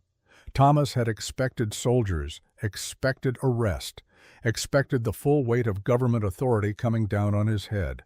Instead came Judge Caroline Harrison, 60 years old, gray hair pulled severe, eyes that missed nothing. She was one of the first female judges in the territory, had a reputation for fairness that bordered on ruthless. She set up court in the Tucson courthouse, sent word that Thomas Merrick and Tyen were to appear, along with any witnesses to the events surrounding Lieutenant Marcus Davis's death. The courtroom was packed. Settlers who'd lost family to Apache raids, Apache who'd lost family to cavalry, soldiers loyal to Whitmore, and a handful of people who just wanted to see justice done, whatever that meant. Thomas sat with Tyen at the defendant's table, Miguel beside them. Sean had come despite his healing leg. Imala and the surviving Apache warriors filled one side of the gallery. On the other side sat Whitmore, legs still bandaged, face gaunt with pain and rage. Jesse sat beside him, arm in a sling, both brothers glaring hatred across the room. Judge Harrison entered. Everyone stood. "Be seated." She arranged her papers, looked over the courtroom with the expression of someone who'd seen every kind of human ugliness and wasn't impressed by any of it. "We're here to determine the facts surrounding the death of Lieutenant Marcus Davis and the subsequent events at the Merrick Ranch." She fixed Tyen with a sharp gaze. "The accused will stand." Tyen rose, didn't flinch under that scrutiny. "You're charged with murder. How do you plead?" "Not guilty, Your Honor." A murmur ran through the crowd. Harrison's gavel cracked down. "Silence, or I'll clear this room." The prosecutor stood, a thin man named Wallace. He laid out the Army's case. Davis had gone to the Santa Fe mission on official business, had been killed by Tyen in cold blood, had died serving his country. It was a clean narrative, simple, the kind that played well to prejudices. Then Thomas's lawyer stood, a woman named Catherine Moore, sharp as glass and twice as cutting. "Your Honor, I'd like to call Thomas Merrick to testify." Thomas took the stand, swore his oath on a Bible that had belonged to his mother. Moore asked, "Mr. Merrick, you were cavalry. You served under Captain Reynolds. Did you know Lieutenant Davis?" "No, he came after my time." "But you knew men like him." "Objection," Wallace said. "I'm just speculation." "I'll allow it," Harrison said. "Answer the question." Thomas chose his words carefully. "I knew officers who believed Apache were less than human, who thought forced relocation and cultural destruction were acceptable policies." "And did you encounter violence against Native women during your service?" "Yes." "Can you describe one incident?" Thomas took a breath. "At Fort Bowie, 1878. I witnessed an officer attempt to force himself on an Apache woman. When she resisted, he beat her. When I reported it, I was told to mind my own business." "What happened to the officer?" "Nothing. He was transferred. Promoted later, I heard." Moore nodded. "Thank you. No further questions." Wallace cross-examined, tried to paint Thomas as biased, as someone with reason to lie, but Thomas held firm. Next came Miguel. He testified about finding Tyen, about the wanted poster, about Whitmore's threats. Then Sean. The Irishman's testimony was powerful in its simplicity. "I've done terrible things, killed Apache women and children at Gila Bend, followed orders that made me a monster," his voice cracked. "But I've also seen redemption, seen people choose to be better. Tyen killed a man who was murdering an innocent nun. That's not murder, that's defense." Wallace tried to discredit him, called him a drunk, a Catholic, an unreliable witness. Sean just smiled. I'm all those things, but I'm also a man who knows murder when he sees it, and this isn't it." The first surprise witness came next, Padre Martinez from Santa Fe. He testified about Sister Maria, about the mission, about what he'd found when he arrived after Davis's death. Sister Maria was shot through the heart, point blank. There was powder burn on her habit. His voice shook. I found her rosary clutched in Tyen's hands. The girl was covered in blood, not her own, Sister Maria's and Davis's both. What did she tell you? Moore asked. That Davis had demanded she come with him, that Sister Maria had said no, that he shot the sister without hesitation, that Tyen defended herself with the only weapon available. Did you believe her? I blessed Sister Maria's body, gave her last rites, though she was already gone. The padre met the judge's eyes. Yes, I believed her. I still do. Wallace couldn't shake him. The padre was unimpeachable, a man of God with no reason to lie. Then came the second surprise witness, a land surveyor named Robert Henderson, not related to the murdered Henderson family. Different Henderson entirely. Catherine Moore called him to the stand. Mr. Henderson, what is your profession? Land surveyor, ma'am. Work for whoever pays. And who paid you last spring? Henderson shifted uncomfortably, pulled out a ledger. Consortium called Southwest Mining Associates. They hired me to survey Apache lands near Whispering Spring. Why that specific area? They suspected silver deposits, wanted to know if the land was worth acquiring. Moore approached the bench. Your Honor, I'd like to enter this ledger as evidence. Harrison examined it. Proceed. Mr. Henderson, did this consortium discuss how they plan to acquire Apache land? Objection, Wallace said. Speculation. I'll allow it. Answer the question. Henderson took a breath. They said the land would be available soon, that the Apache problem would be resolved within months. What did they mean by that? I didn't know at the time, but later I heard about the raids, the attacks on settlers, the pressure to relocate tribes. He met the judge's eyes. Then I saw the payment records. What payment records? Henderson produced more documents. These show payments from Southwest Mining to Jesse Whitmore and 5 other men, all dated before the supposed Apache raids began. The courtroom erupted. Whitmore surged to his feet, face purple with rage. Lies, all of it. Harrison's gavel cracked. Sit down, Colonel, or I'll have you removed. Moore continued. Mr. Henderson, are you saying the raids were fabricated? Not all of them. The Henderson family massacre was real. Different tribe, different circumstance. But several other incidents, the ones Jesse Whitmore and his vigilantes claimed to witness, Henderson tapped the ledger. Those happened right after payments were made. Why come forward now? Because good people died. Because I can't live with knowing I helped, even unknowingly. His voice cracked. And because Sister Maria deserved better than being collateral damage in a land grab. Wallace tried to discredit the documents, called them forgeries, but the dates matched. The signatures were verified. The pattern was undeniable. Some of the anti-Apache violence had been manufactured, orchestrated by men who wanted the land, not justice. Judge Harrison studied the evidence for a long moment, then looked at Whitmore with open disgust. Colonel, it appears your crusade was built partially on lies, and you may have been complicit. I knew nothing about mining interests, Whitmore shouted. Perhaps, but your brother did, and you led the charge without questioning the convenient timing of these raids. Harrison turned back to Tyen. Continue with your witness, Ms. Moore. Finally, Tyen took the stand. He testified about Sister Maria, about the mission, about what he'd found when he arrived after Davis's death. Sister Maria was shot through the heart, point blank. There was powder burn on her habit. His voice shook. I found her rosary clutched in Tyen's hands. The girl was covered in blood, not her own. Sister Maria's and Davis's both. What did she tell you? Moore asked. That Davis had demanded she come with him. That Sister Maria had said no. That he shot the sister without hesitation. That Tyen defended herself with the only weapon available. Did you believe her? I blessed Sister Maria's body, gave her last rites though she was already gone. The padre met the judge's eyes. Yes, I believed her. I still do. Wallace couldn't shake him. The padre was unimpeachable, a man of God with no reason to lie. Finally, Tyen took the stand. She told her story, plain and simple, no embellishment, no plea for sympathy. Lieutenant Davis came to take me to the reservation. I refused. Sister Maria stood between us. He shot her. I grabbed scissors from the sewing table. When he turned to me, I stabbed him in the throat. Did you intend to kill him? Moore asked. Yes, A gasp from the gallery.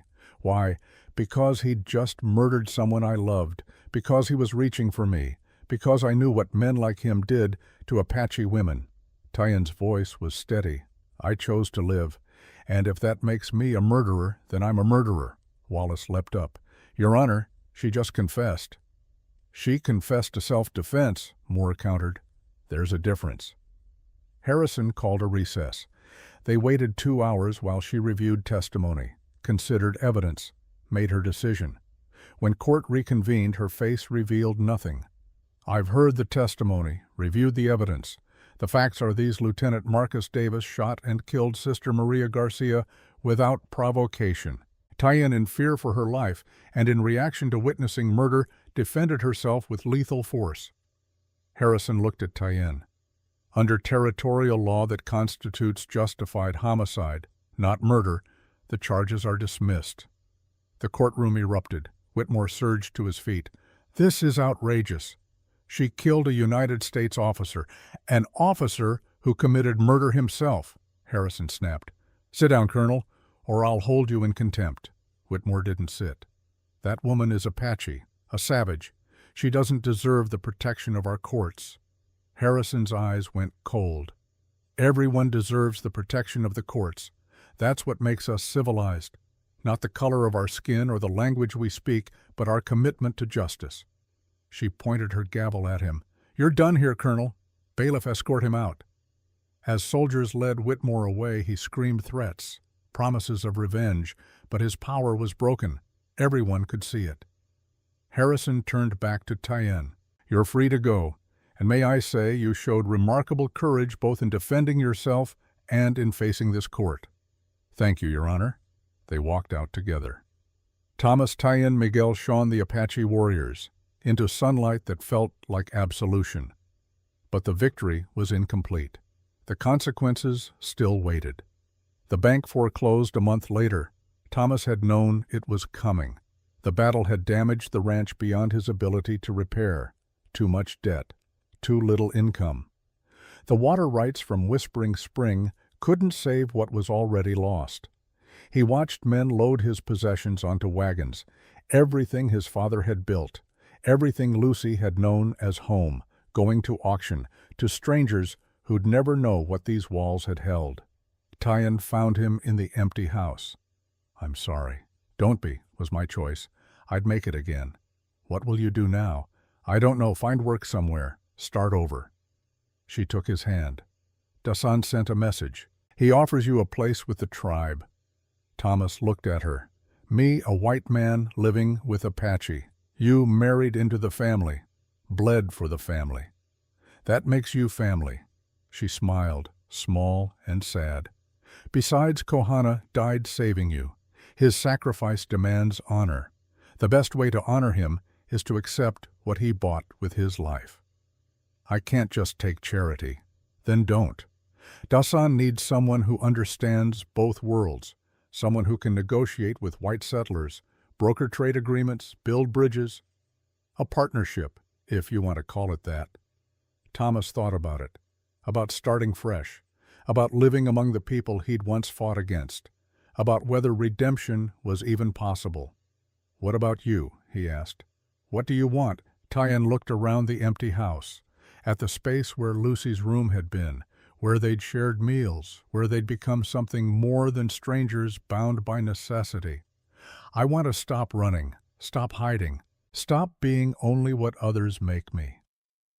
She met his eyes. I want to be Tyen, your wife, not in name only, in truth. Thomas's heart hammered. Are you sure? I've never been more sure of anything. He kissed her. Different from the desperate kiss before the battle. This was slow, deliberate, a promise being made and accepted. When they broke apart, both were crying. We'll need to start over completely, Thomas said. I have nothing left. We have each other. That's not nothing. Miguel and Kiona were married 3 days before they left the ranch. Proper ceremony. Catholic priest for her, Apache traditions for him. A blending of worlds. They stayed behind. Miguel bought a small piece of land from the bank. would build a trading post on the edge of Apache territory, a place where both cultures could meet, buy, sell, talk. Kiona was pregnant. Didn't show yet, but knew. She glowed with the secret of it. "You'll come visit," she asked Tyen. "Every month, I promise. And you'll bring your babies when they come, if they come." "They will. I saw it in a dream. You'll have a daughter, strong, fierce, like her mother." Tyen had laughed, but later alone with Thomas she'd wondered. Sean surprised everyone by staying too. Imala had asked him, not for marriage, not yet, but for partnership. She needed someone to help run the land Kohana had left her, needed someone who understood farming and ranching. "You'd trust me," Sean had asked. "After what I did, after Gila Bend, you've earned trust. Through honesty, through fighting beside us, through being the man you are now, not the man you were." They became partners, business at first. But everyone saw how Sean looked at her, how she smiled when he entered a room, how grief was slowly becoming something else. The day they left the ranch, Thomas looked back one last time, at the house where his daughter had died, where he'd buried his old life, where he'd found a new one he never expected. "Regrets?" Tyen asked. "Hundreds, but this isn't one of them." They rode to Apache land, were welcomed with ceremony. Dasan embraced Thomas like a son.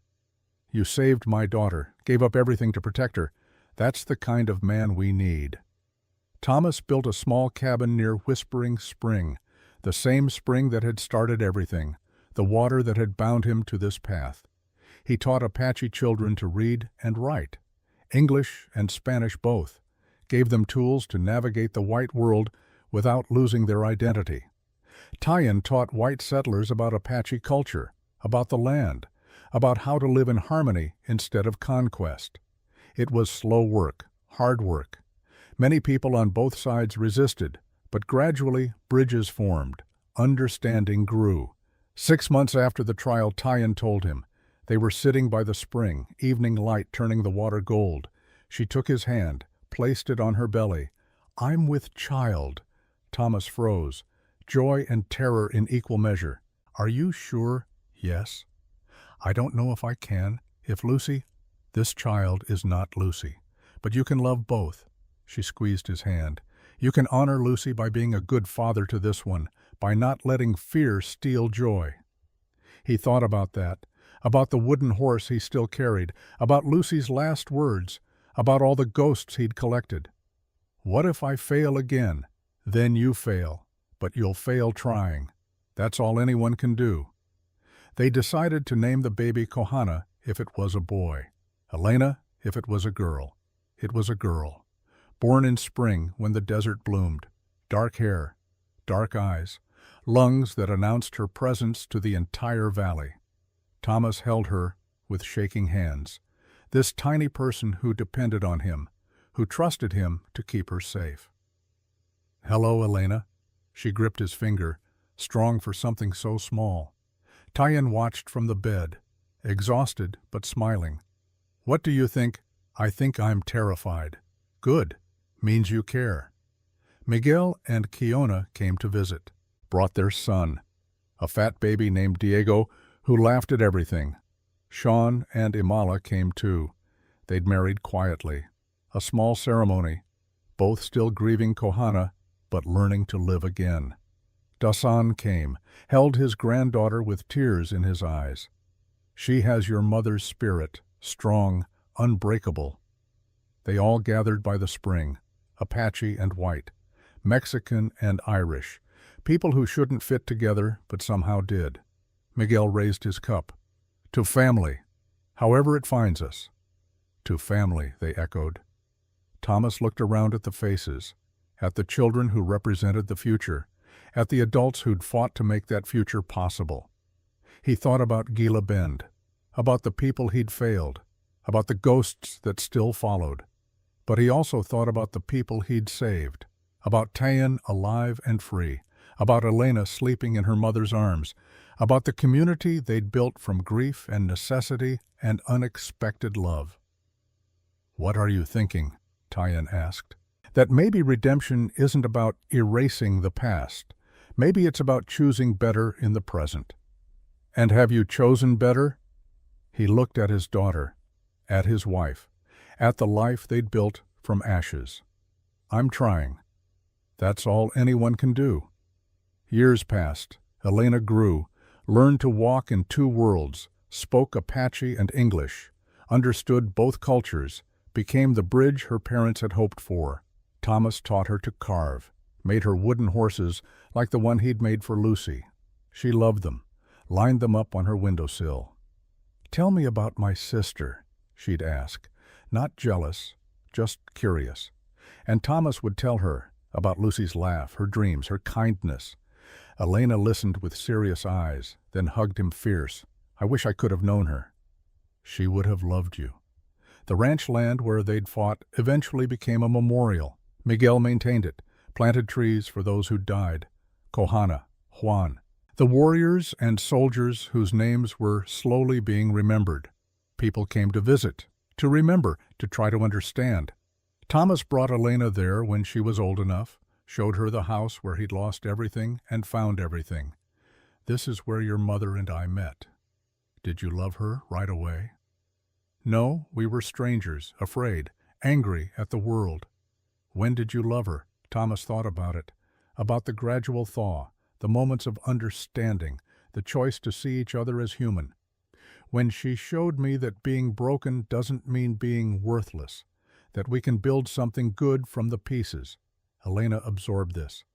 "I'm a piece, aren't I? A piece of you and Mama, a piece of both worlds." "You're not a piece. You're whole. You're yourself." "Even though people will always see me as mixed, as not quite Apache, not quite white, especially then, you're proof that categories are lies, that people are just people, that love doesn't care about blood or culture or the things that divide us." She hugged him. "I love you, Papa. I love you too, little bird." He didn't realize he'd used Lucy's nickname until it was out, but it felt right. Both daughters, both loved, both part of him. On a spring morning when Elena was 7, Thomas and Tayan walked to Whispering Spring, same place where everything had started, where water had bound them together. They stood in the shallows, let the cold current flow over their feet. "Do you ever regret it?" Tayan asked, "giving up the ranch, the life you had?" Thomas thought about it, really thought. "I regret the people who died, Kohana, Juan, the soldiers who believed they were serving justice. I regret that violence was necessary." He took her hand. "But I don't regret choosing you, choosing this. Even though we lost everything, we didn't lose everything.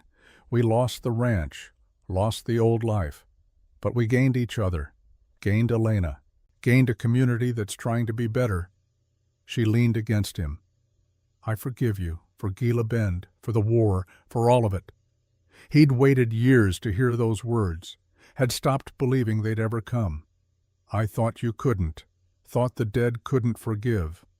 They can't, but I can. I choose to." She looked up at him. "Kohana died so we could live. I won't waste that gift on hate, on holding you to crimes you've spent years trying to atone for." Thomas felt tears on his face. "Thank you." "Don't thank me. Just keep being the man Lucy believed you were, the man Elena knows you are. That's enough." They stood in the water, two people who'd been enemies by birth, strangers by circumstance, partners by choice, and finally improbably family by love. The desert stretched around them, vast and indifferent and beautiful.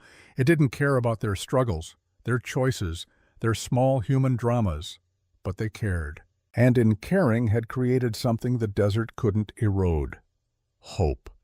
Not the naive hope of easy answers, but the hard-earned hope of people who'd faced darkness and chosen to build light anyway. That evening, Thomas carved another wooden horse for Elena. She already had a dozen, but he liked making them, liked the meditative rhythm of knife on wood. Tayan watched him work. "You're good at that. Had practice. Made one for Lucy. Make them for Elena. Guess I'll make them for grandchildren someday." You think we'll have grandchildren? If we're lucky. If the world lets us. The world doesn't let us anything. We take it, build it, fight for it. Thomas smiled. You're right, as usual. I know. Elena came in, saw the new horse, gasped with delight. Oh, for me? Who else? She hugged it to her chest. I'll name her Star, like Aunt Lucy watches from. Thomas's throat closed. That's perfect. After she went to bed, Thomas and Tyen sat on their porch. Same ritual they'd had at the ranch, watching the sky fade from blue to black. Tell me a story, Tyen said, about the future, about what you hope for. Thomas thought, I hope Elena grows up free, not having to choose between worlds, just living in both. I hope the bridge we're building lasts, that other people use it, cross it, make their own connections. What else? I hope when I die, whenever that is, I die knowing I did more good than harm, that the scales balanced even a little. They already do. You've saved more lives than you took, protected more people than you failed. I don't know if that's true. It is. I'm here because of you. Elena is here because of you. Miguel and Kiona are happy because of you. Sean found peace because of you. She took his hand. You're a good man, Thomas Merrick. Flawed. Haunted. But good. I'm trying to be. That's all Lucy ever asked, all I ask, all Elena will ask. Just try. They sat in comfortable silence. The kind of silence only possible between people who knew each other completely, who'd seen each other's worst and chosen to stay anyway. Stars emerged. Lucy's stars. The ones she'd promised to wait among. Thomas pulled out the original wooden horse, the one he'd made for her. Weathered now, worn from years of carrying. Think she'd be proud of me. I know she would. How can you know? Because I'm proud of you, and I'm much harder to impress than a 7-year-old girl. Thomas laughed. Real laughter. The kind he'd forgotten how to make until Tyen taught him again. I love you, he said. Not the first time, but still precious. Still new. I love you too, even though you're impossible and stubborn and refuse to ask for help. I learned from the best. She swatted him. He caught her hand, pulled her close. They sat together under stars that didn't judge, under a sky that offered no answers but infinite possibility. The story could end here with the happy couple. The perfect sunset, the promise of forever. But life wasn't that simple. Their struggles didn't end. Prejudice still existed. Fear still divided people. The government still pushed Apache onto smaller lands, still tried to erase cultures they didn't understand. But Thomas and Tyen fought it, every day, in small ways, teaching, translating, building connections, showing by example that people could choose differently. They didn't change the world, but they changed their corner of it, made it a little better, a little kinder, a little more willing to see humanity in unexpected places. And sometimes that was enough. The drought came again, years later. Rivers ran low, springs failed, people struggled. But Whispering Spring kept flowing, fed by aquifers deep enough that surface conditions couldn't touch them. Thomas and Tyen opened it to everyone. Apache and white, Mexican and Irish. Anyone who needed water. Some people called them fools, said they were giving away their only advantage. But they'd learned that water wasn't meant to be hoarded, was meant to be shared. That survival depended on cooperation, not competition. The spring became a gathering place. People who came for water stayed to talk, to trade, to learn each other's names, to see each other as human instead of enemy. It wasn't perfect. Fights still broke out.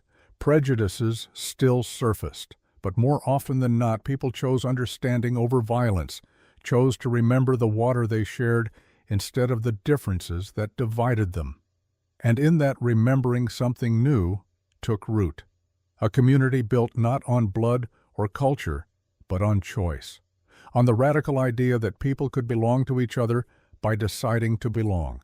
Thomas lived to see Elena marry a good man named Samuel, half Mexican, half white, working as a teacher like Thomas had. They had children.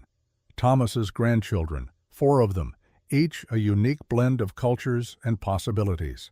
He lived to see Miguel and Kiona's trading post become a real town with a school and a church and a mix of people that would have been impossible a generation before. He lived to see Sean and Imala old and happy, still mourning Kohana, but no longer defined by that loss. He lived to see Whitmore die, alone and bitter, his obsession with revenge having consumed everything else. Thomas went to the funeral, not out of spite, but out of a desire to remember that even enemies were human. Even the people who tried to destroy you deserve the dignity of being mourned. And when Thomas's own time came, he faced it without fear. He was 73, old for the territory, his body worn from years of hard living, but his spirit lighter than it had been in decades. Tyen sat beside his bed, still beautiful, silver in her hair now, lines around her eyes, but the fierceness remained. "I'm not afraid," he told her. "I know. Lucy's waiting. I can feel it. Then go to her. Tell her about Elena, about the grandchildren, about the life you built. Will you be all right? I'll grieve, but I'll live. You taught me how." He squeezed her hand. "I loved you, from that first kiss, maybe before. I just didn't know it yet. I know, I loved you too, even when I was supposed to hate you." Elena came in, brought the grandchildren. They gathered around his bed, 4 generations of love and struggle and impossible hope. Thomas looked at them, at the future he'd helped create, at the proof that redemption was possible, that people could choose better, could build instead of destroy. "Take care of each other," he whispered. "Remember your family, not by blood alone, but by choice, by the decision to see each other's humanity." They promised. He believed them. As he closed his eyes for the last time, he thought he saw Lucy, standing in sunlight, holding a wooden horse, smiling. "Hello, Papa. I've been waiting. I'm sorry it took so long." "You had work to do. You did it well." "Did I? Look behind you." He turned, saw Tyen, Elena, the grandchildren, Miguel and Kiona, Sean and Imala. All the people whose lives he'd touched, who'd touched his. "You built this, built family from strangers, built hope from grief, built love from necessity." Lucy took his hand. "I'm proud of you, Papa, so proud." "Thank you, little bird." Ready to go. He looked back one more time, at Tyen crying but smiling, at Elena holding her children, at the life that would continue without him but because of him. "Yes, I'm ready." And Thomas Merrick, who'd been a soldier and a scout and a rancher and a husband and a father and a bridge between worlds, took his daughter's hand and walked into whatever came next, knowing he'd done enough, been enough, chosen well enough, that in the end he'd become the man Lucy believed him to be, and that was the only redemption that mattered. But the story doesn't end with Thomas.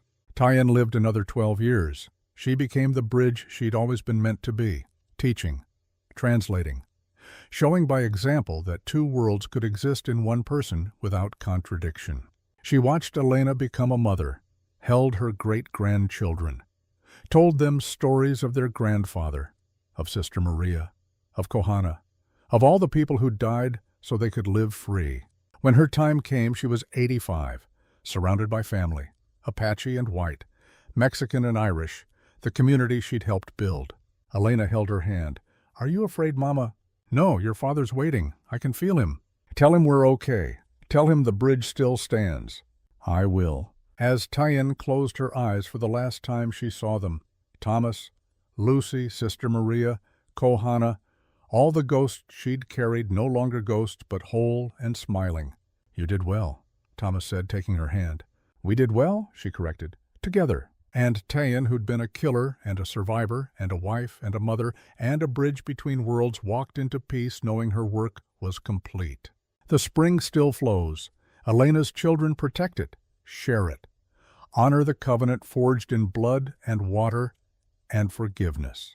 Some stories end with death.